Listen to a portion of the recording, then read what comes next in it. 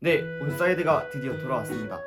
최근에 코로나19 사태랑 이제 저희가 고등학교 3학년이다 보니까 입시가 겹치면서 영상 업로드가 좀 늦어졌는데 이렇게 이제부터는 이렇게 저 혼자 아니면 다른 멤버 혼자 아니면 둘, 셋 이렇게 좀 번갈아 가면서 나오는 방향으로 진행될 것 같습니다. 어쨌든 12월 17일 목요일 새벽 5시에 박싱데이 시작에 가장 중요한 경기인 리버풀과 토트넘 리그 13라운드가 안필드에서 이제 펼쳐집니다. 리그 중반기에서 가장 중요한 경기라고 볼 수 있겠고 아까 말씀드린 것처럼 박싱데이를 이제 여는 경기라고도 이야기할 수 있을 것 같습니다. 먼저 두 팀의 리그 성적을 먼저 살펴볼 건데요. 두 팀 모두 지금 공동 1위지만 골득실 때문에 1, 2위가 나눠져 있는 상태입니다. 그래서 토트넘은 12경기 25점 14골득, 그래서 리그 1위를 지금 기록하고 있고요. 리버풀은 똑같이 12경기를 뛰었고 25점을 기록했으나 골득이 9점에서 밀리면서 리그 2위를 지금 달성하고 있습니다. 그래서 이 경기로 인해서 이제 리그 중반기부터의 단독 리그 1등이 정해질 것 같습니다. 만약에 한쪽에서 승부가 난다면요. 그래서 이 경기를 승점 6점짜리 경기라고 볼 수 있을 것 같습니다. 그래서 이제 지난 맞대결 기록을 좀 살펴볼 건데요. 지난 시즌에 리버풀이 홈에서 2대1, 그 다음에 원정 토트넘 하스퍼 스타디움에서 1대0으로 승리를 거뒀습니다. 이전을 해서 이전 모두 승리를 거뒀고요. 그다음 최근 시즌을 모두 살펴보면 리버풀이 토트넘의 10승 4무 1패를 기록하고 있습니다. 이에 반해서 무리뉴 감독은 이제 토트넘 전에 맡았던 맨체스터 유나이티드 시절을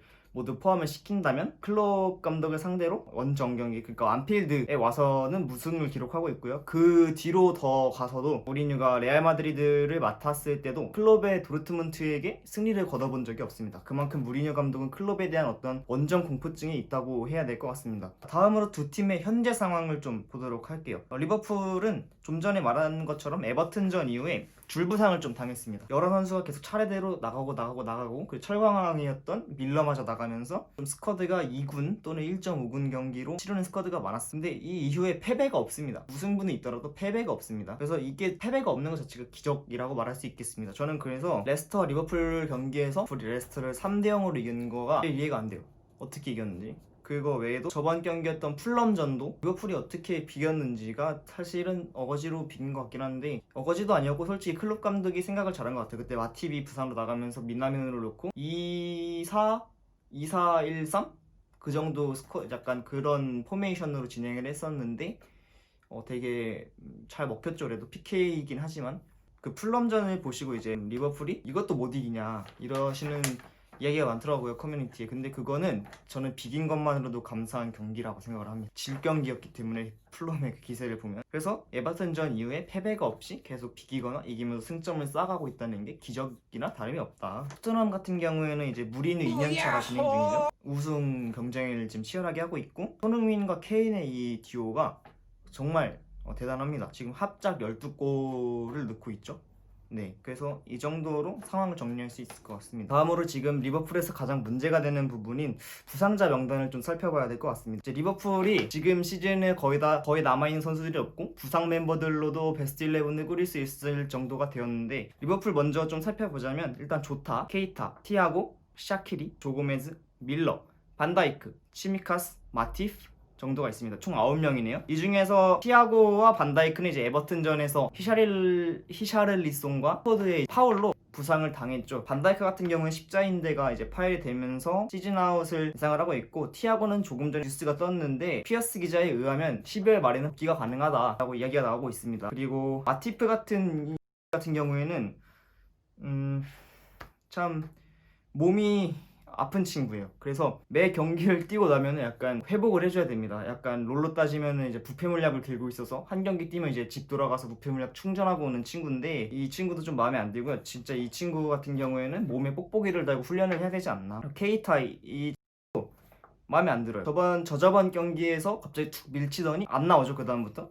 참 물몸인 사람이 2명 있습니다. 그래서 이 앞으로 내년 시즌부터는 이 케이타 마티프는 저희가 계속 사용할 수 있다고 말할 수 있는 그 전력으로는 이야기하면 안 될 것 같아요. 비주전으로 넣어놓고 새로운 이제 센터백이나 미드필드를 조금 보강을 해야 된다고 생각을 하는데, 지금 링크가 뜨고 있는 게 우파메카노 정도가 있겠고, 그러니까 오잔 카박 정도가 있습니다. 근데 저는 솔직히 말하면 오잔 카박은 별로 마음에 들진 않고요. 우파메카노 정도가 왔으면 좋겠다라고 생각하는데, 그리고 미드필더진은 전 지금 충분하다고 봅니다. 굉장히 빵빵하기 때문에. 근데 아까 뉴스를 보니까 그 AT 마드리드의 요렌테 선수가 링크가 떴더라고요. 저는 그 선수가 작년 16강에서 저한테 보여준 임팩트가 너무 크게 남아있어서 영입은 저는 나쁘지 않다고 생각을 합니다. 근데 굳이 막 살 필요는 없다고 생각을 해요. 사면 좋은데 굳이 막 돈 써가면서 살 필요는 없다. 그리고 조타 같은 경우도 저저번 경기를 한 이후에 무릎 쪽에 부상이 생겨서 6, 8주 정도 아웃이 된다 라고 알고 있습니다. 시미카스도 무릎 쪽 부상 때문에 아마 내년까지는 못 나올 것 같다. 저는 이걸 보면서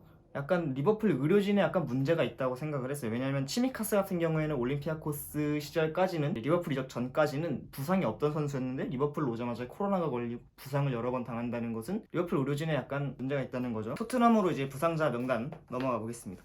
토트넘의 부상자는 딱 2명 있습니다. 베일과 라멜라가 있는데요. 베일은 질병인데 코로나는 아니라고 합니다. 그리고 라멜라 같은 경우도 이제 장기 부상인데, 베일은 나올 것 같고요, 후보로. 그 다음에 라멜라 같은 경우는 어차피 지금 무리뉴 감독이 그렇게 중요한 자원으로 생각하고 있진 않은 것 같아서 중요한 선수는 아닌 것 같습니다. 이렇게 2명 정도가 있겠습니다.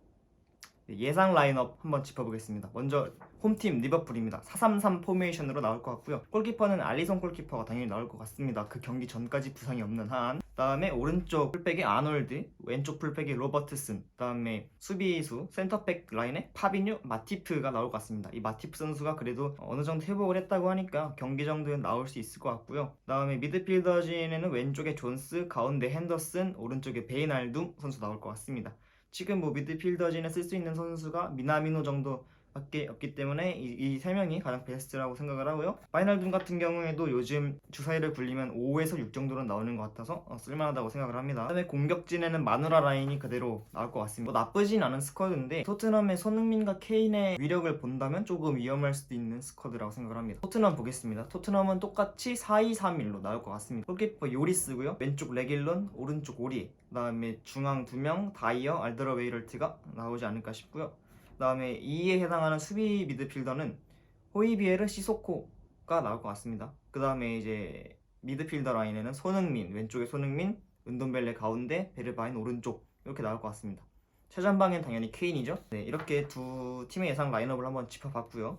이제 짚어볼 부분이 관전 포인트인 것 같습니다. 리버풀이 지금 안필드에서 65경기, 리그에서 65경기 무패를 기록하고 있습니다. 그래서 첼시가 86경기인가 5경기인가 정도 되는데, 지금 이 무패 기록을 토트넘이 멈출 수도 있다고 생각을 해요. 브레이킹 포인트가 될 수 있다는 점이죠. 리버풀의 65 무패 멈출 것인가, 이것도 하나의 관전 포인트일 것 같고, 그 다음에 이제 살라와 손흥민의 득점한 경쟁이 좀 있을 것 같습니다.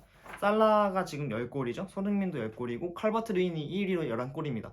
그래서 여기서 골을 넣는다면 1위로 올라갈 수 있겠죠. 그래서 살라와 손흥민이 이제 득점한 경쟁도 볼만할 것 같습니다.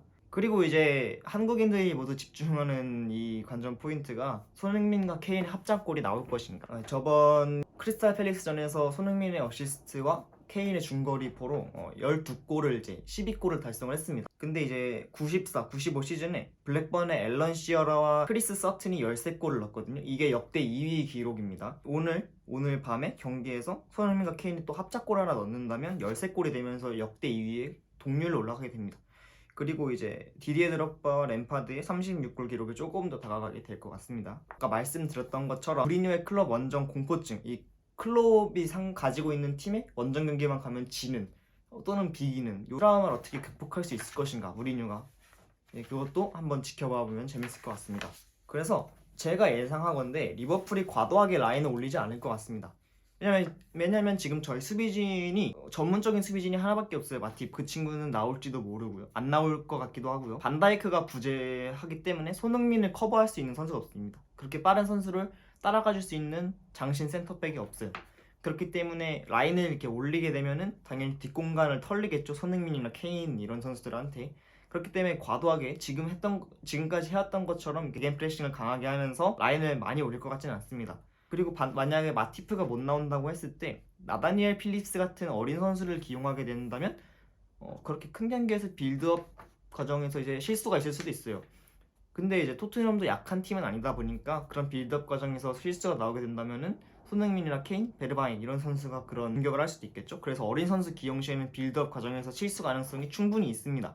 토트넘 쪽에서 약간 로셀소라던가 이런 선수들을 투입을 함으로써 그런 거를 좀 유도할 수도 있을 것 같아요. 만약에 마티프가 못 나온다고 치면 그럴 것 같고요. 그다음에 토트넘도 무리뉴 감독의 특성상 라인을 내리고 수비하면서 역습을 노리는 수비 축구, 실리 축구를 하지 않습니까? 그래서 두 팀 다 라인을 이렇게 내려놓고 플레이를 하기 때문에 저번에 있었던 맨체스터 더비나 첼시, 토트넘 경기처럼 정말 재미없고 지루한 경기가 나올 수도 있다고 생각을 합니다. 근데 이런 경기가 나와도 저희가 이해를 해야 되는 부분인 게 이제 12월에 접어들면서 박싱데이가 있죠. 거의 이틀 간격으로 경기를 치르는 박싱데이가 있고 그 이후에는 이제 2월 달부터 챔피언스 리그나 유로파 리그가 또 시작이 됩니다. 이런 식으로 일정들이 되게 빡빡하게 돼 있어요. 그리고 저희가 이제 코로나를 겪으면서 시즌 중간에 쉬는 부분이 되게 짧았어요. 시즌 시작하기 전에. 그때 선수들도 굉장히 지쳐있기 때문에 체력 관리를 위해서는 이런 식으로 심지어 이렇게 승점 6점이 걸린 경기에서 이런 식으로 플레이할 수밖에 없기 때문에 저희가 좀 양해를 해야 되는 부분인 것 같아요. 특히 이 박싱데이 일정을 보면 리버풀 같은 경우에는 토트넘에 비해서 좀 약합니다. 크리스탈 팰리스, 웨스트브로미치 알비온, 뉴캐슬, 소튼 이렇게 4경기가 이제 몰려 있는데요. 크펠이랑 소튼을 제외하면 솔직히 지금 보니까 조금 위험할 것 같기도 하네요. 리버풀도. 특히 크펠 같은 경우 토트넘이랑 비기는 걸 보면서 굉장히 강한 팀이다 라고 생각을 했고요. 소튼 같은 경우는 지금 4등에 위치해 있죠. 그렇기 때문에 이 두 팀이 제일 위험할 것 같고 웨스트브로미치 알비온과 뉴캐슬 같은 경우에는 풀럼전처럼만 당하지만 않으면 충분히 해낼 수 있는 경기라고 생각을 합니다. 토트넘의 박싱데이 일정을 보겠습니다. 토트넘이 정말 박싱데이 일정이 정말 빡센데요. 토트넘 다음 일정, 리버풀 다음 일정이 레스터 시티입니다. 그리고 울버햄튼, 풀럼, 리즈 이렇게 네 상대를 연속적으로 이틀 간격으로 만나게 되는데 뭐 레스터 지금 3등에 있는 팀이죠. 24점으로 지금 우승 경쟁에 참여하고 있습니다. 그다음 울버햄튼 첼시 잡았죠? 새벽에 굉장히 강한 팀이고요. 풀럼 리버풀한테 비겼습니다. 이 풀럼의 이 공격력이나 어떤 전개력이 저는 정말 깜짝 놀랄 정도였기 때문에 풀럼도 조심해야 될 것 같고요. 리즈는 지금 승격팀 중에 제일 잘하고 리즈도 좀 조심을 해야 되죠. 그래서 이 네 팀, 토트넘을 만나는 이 네 팀은 전부 강한 팀입니다. 그래서 이렇게 강한 팀들을 이제 뒤에 만나야 되기 때문에 리버풀전에 전력을 쏟을 수는 없거든요. 리버풀전을 토트넘이 이겼다고 하더라도 그 다음 경기에서 지고 비기고 하면은 이제 승점이 안 쌓이기 때문에 제가 볼 때는 약간 여기서 반반 가는 느낌으로 하고 다음 경기에 좀 몰두를 해서 승점을 계속 쌓아 올라가는 방식으로 가지 않을까 예상을 해봅니다. 그래서 아까 말씀드린 것처럼 첼시는 울브스한테 패배했기 때문에 중반기 1위 경쟁에서 밀려서 제가 볼 때는 리버풀, 토트넘, 레스터 이렇게 3파전으로 지금 가고 있는 것 같고요. 근데 지금 문제가 되는 게 아까 말씀드린 것처럼 반반 무승부로 갔을 때 생기는 거는 승점 1점을 가져갑니다. 그럼 25점이 되겠죠. 26점, 26점이 되겠죠. 승점이 두 팀이 리버풀과 토트넘. 그렇게 되면 소튼 같은 경우에 이기게 되면은 27점으로 소튼이 1등이 됩니다. 레스터도 마찬가지로 27점이 돼서 1등이 됩니다. 그렇기 때문에 이 무승부가 되면은 이 1위 경쟁이 굉장히 빡빡해질 수가 있어요. 1점 차로 계속. 그렇기 때문에 승부는 내야 하는데 승부를 내야 될 것 같긴 하네요. 무승부로 가는 것도 두 팀 감독에겐 나쁘지 않은 선택이지만 그렇게 된다면 앞으로 있을 일정이 더 빡빡해진다. 좀 더 신경을 많이 써야 된다라는 부분이 있을 것 같습니다. 정리를 이제 하자면 리버풀도 라인을 과도하게 올리지 않을 것이고 토트넘도 이제 라인을 좀 내리면서 플레이 하다가 역습 기회가 있으면 두 팀 다 역습을 노릴 것이다. 그렇기 때문에 무승부가 나올 수도 있고 지루한 경기가 나올 수도 있다. 대신 어느 한 팀이 이기게 된다면은 이제 후반기로 접어드는 우승 경쟁에서 유리할 수 있다. 단 무승부를 하게 되면은 밑에 있는 3, 4위 팀들이 1등으로 치고 올라오기 때문에 그 부분에서 후반기 우승 경쟁이 좀 어려울 수 있다. 힘들 수 있다. 이런 걸로 정리를 할 수 있겠습니다. 승부 예측을 하자면 제가 승부 예측을 하면 좀 반대로 되거나 틀리는 편이 많은데 저는 그래도 안필드이기 때문에 리버풀의 2대1 승리를 예상해 보겠습니다. 여기서 영상 끝내도록 하고 다음에 뭐 리뷰 영상이나 아니면 또 다른 팀 프리뷰 영상으로 찾아뵙도록 하겠습니다.